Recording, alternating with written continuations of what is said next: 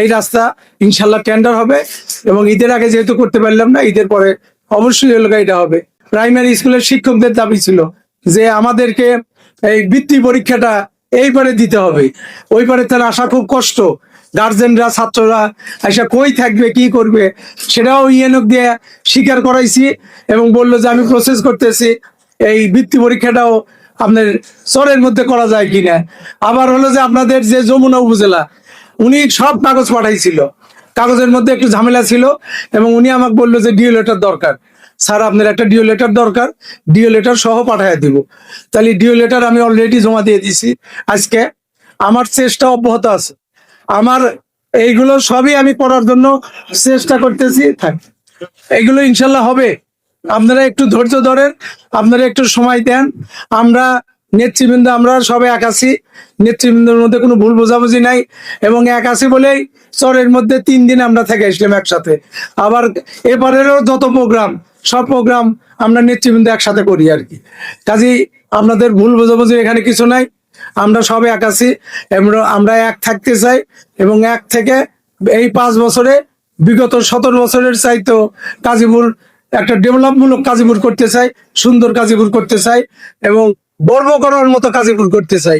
আপনাদের কাছে বিনীত অনুরোধ, এই যে আসছেন আজকে সন্ত্রাস, চাঁদাবাজ এবং মাদকের অবস্থান সব জায়গায় ভয়াবহ।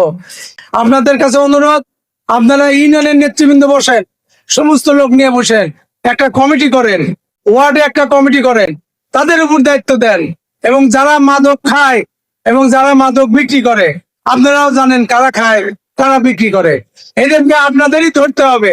আপনাদের কাছে অনুরোধ, আপনারা যান এলাকাতে বসেন এবং একটা মাদক প্রতিরোধ কমিটি করেন, ওই কমিটি নিয়ে বসেন, এবং আপনারা যদি সোচ্চার হন, আপনার এলাকায় যার যার এলাকায় যদি সোচ্চার হন, এই মাদক ইনশাল্লাহ একেবারে জিরোতে চলে আসবে। এবং এটা আমাদের দায়িত্ব, এটা আমাদের মাননীয় প্রধানমন্ত্রী তারেক রহমানের অঙ্গীকার, দেশে মাদক নির্মূল করবে, আমাদেরও অঙ্গীকার, গাজীপুরে আমরা মাদক নির্মূল করতে চাই। তার জন্য সব রকম ভূমিকা, সব রকম আমার অবস্থান থাকবে। আগামী দিনে ইনশাল্লাহ আমার এই সংগঠনকে কিভাবে শক্তিশালী করব, এবং আমি যদিও টুকু চাচার সাথে কথা বলেছি, কালকে আমার সাথে দেখা হবে, এবং আমি আরো বিস্তারিত জানি না, আমি ঈদের পরের দিনের থেকে আমি এই তৃণমূলের ওয়ার্ড কমিটি আগে করতে চাই, তারপরে ইউনিয়ন কমিটি। প্রয়োজন মধ্যে আপনাদের একটা ইউনিয়নে 9টা ওয়ার্ড, 3টা ওয়ার্ড একসাথে করে আমরা নেতৃবৃন্দ সব গেলাম, কারণ হলো ওইভাবে দায়িত্ব দিব না যে অমুক যাও ওই ওয়ার্ড, অমুক যাও ওই ওয়ার্ড। আমরা নাটোরপাড়া যদি যাই, সকল নেতৃবৃন্দ যাব, সাথে আমিও থাকবো, এবং আমরা ঈদের পরেই কমিটি করার চিন্তা ভাবনা করতেছি। আপনারা ভালো থাকেন, সুস্থ থাকেন, সবার প্রতি সালাম, আসসালামু আলাইকুম।